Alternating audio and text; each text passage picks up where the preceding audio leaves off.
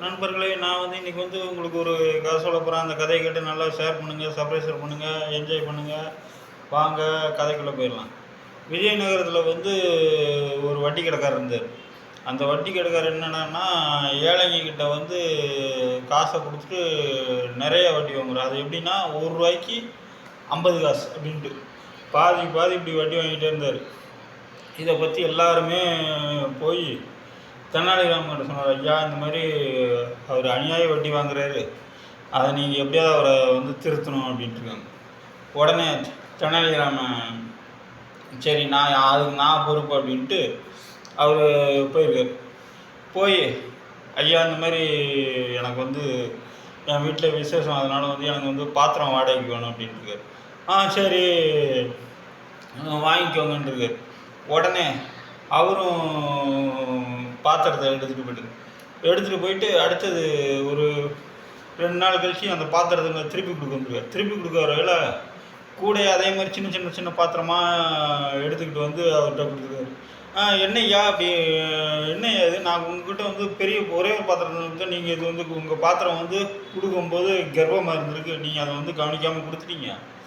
அதை நான் எடுத்துகிட்டு போய் நான் நேர்மையாக உங்ககிட்ட குட்டி போட்ட பாத்திரத்தை உங்ககிட்ட நான் ஒப்படைக்கிறேன் அப்படின்ட்டு. உடனே அந்த பாத்திர கடைக்காரனுக்கு தாங்க முடியல, இப்படி ஒரு பைத்தியக்காரன் இந்த காலத்தில் இருக்கானே அப்படின்ட்டு. சரின்னு அப்படியே இருந்துச்சு. அப்புறம் ஒரு மாதம் காலம் போச்சு. ஒரு மாதம் காலம் ஒன்று திருப்பி தெனாலிராமன் அந்த பாத்திர கடைக்காரர்கிட்ட வருவோம்.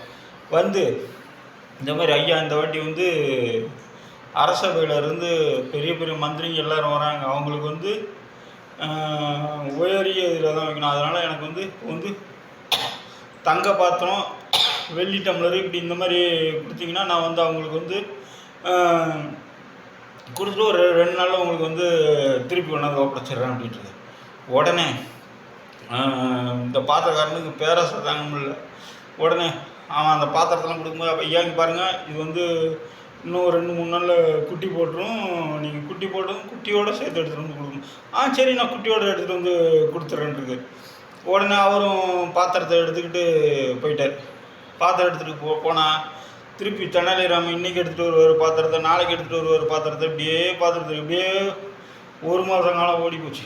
ஒரு மாதம் காலம் திருப்பி அங்கே போயிட்டு, என்னய்யா இந்த மாதிரி பாத்திரம் திருப்பியே வரல, என்ன இந்த மாதிரி பண்ணுறீங்க அப்படின்னு. உடனே ஐயோ உங்களுக்கு நீங்கள் கேள்விப்பட்டால் துக்கம் அடைவீங்கன்ட்டு தான் அந்த பாத்திரம் நீங்கள் கொடுக்கலே கர்ப்பமாக இருந்துச்சு. ஆனால் அந்த பாத்திரம் எல்லாம் குழந்தை பார்க்க முடியாமல் குறப்பிரசவத்தில் செத்து போச்சு அப்படின்ட்டு.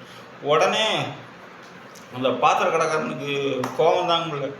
எப்படி பாத்திரம் குட்டி போடும், அது எப்படி இல்லையா, பாத்திரம் மட்டும் குட்டி போட்டது நீங்கள் வாங்கிக்கிட்டீங்க, ஆனால் இந்த பாத்திரம் அதே மாதிரி குட்டி பார்க்க முடியாமல் செத்து போச்சு அப்படின்ட்டு. அதெல்லாம் இதை ஒத்துக்கவே முடியாது அப்படின்ட்டு.